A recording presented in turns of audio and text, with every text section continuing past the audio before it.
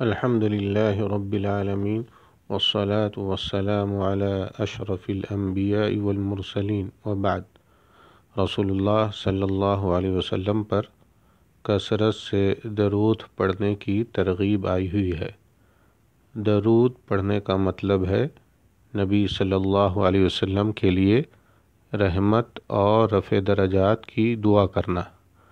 قیامت کے دن نبی صلی اللہ علیہ وسلم کی شفاعت کا سب سے زیادہ حقدار وہ شخص ہوگا جو لوگوں میں سے سب سے زیادہ آپ پر درود پڑھنے والا ہوگا۔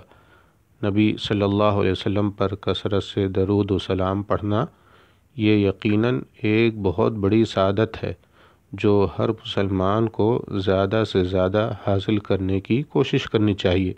ارشاد باری تعالی ہے، ان اللہ وملائکتہ یصلون علی النبی یا ایھا الذین آمنوا صلوا علیہ وسلموا تسلیما۔ بے شک اللہ تعالی اور اس کے فرشتے نبی صلی اللہ علیہ وسلم پر درود بھیجتے ہیں۔ اے ایمان والو، تم بھی ان پر درود اور سلام بھیجو۔ سورہ الاحزاب آیت نمبر 56۔ رسول اللہ صلی اللہ علیہ وسلم کا فرمان ہے، من صلی علیہ صلاۃ و من صلی علیہ صلاۃ صلی اللہ علیہ بہا عشرا۔ جو شخص مجھ پر ایک مرتبہ درود بھیجتا ہے اللہ تعالیٰ اس پر 10 رحمتیں نازل فرماتا ہے۔ رواہ مسلم۔ رسول اللہ صلی اللہ علیہ وسلم کا فرمان ہے، اولی الناس بی یوم القیامہ اکثرہم علیہ صلاۃ۔ قیامت والے دن میرے سب سے زیادہ قریب وہ شخص ہوگا جو لوگوں میں سے مجھ پر سب سے زیادہ درود پڑھنے والا ہوگا۔ رواہ الترمذی۔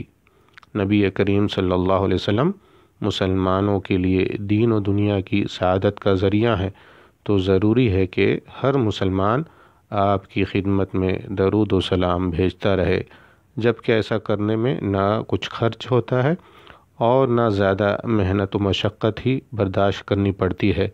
لیکن اس کے باوجود اگر کوئی مسلمان آپ کا نام سن کر درود نہیں پڑھتا تو یہ شخص یقیناً بخیل ہے۔ رسول اللہ صلی اللہ علیہ وسلم ارشاد فرماتے ہیں، البخیل من ذکرت عنده فلم یصلی علی۔ بخیل وہ ہے جس کے سامنے میرا ذکر کیا جائے اور وہ مجھ پر درود نہ پڑھے۔ رواہ الترمذی۔ واللہ تعالی اعلم، والسلام علیکم ورحمۃ اللہ وبرکاتہ۔